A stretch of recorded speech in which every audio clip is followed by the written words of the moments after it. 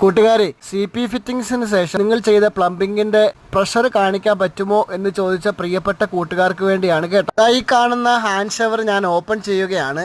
അതിനോടൊപ്പം തന്നെ ഷവറും ഓപ്പൺ ചെയ്യാൻ പോവുകയാണ്. ശ്രദ്ധിച്ചോണം കേട്ടോ. ഡൈവേർട്ടറിന്റെ ഷവർ നമ്മൾ ഓപ്പൺ ചെയ്യുകയാണ്. രണ്ടിലും നോക്കി ഏതെങ്കിലും ഒന്നിൽ പ്രഷർ കുറയുന്നുണ്ടോ എന്ന് നോക്കി.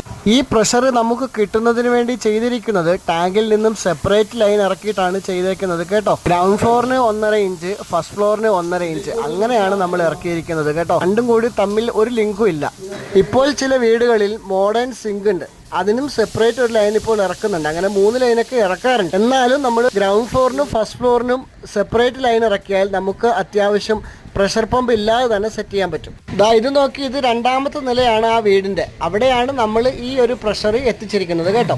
ചങ്ക് കീറി ഹൃദയം പുറത്തെടുത്ത് കാണിച്ചാലും ഇത് കളിപ്പാട്ടമല്ലേ എന്ന് ചോദിക്കുന്നവരുടെ നാടാ. മനസ്സിലായി.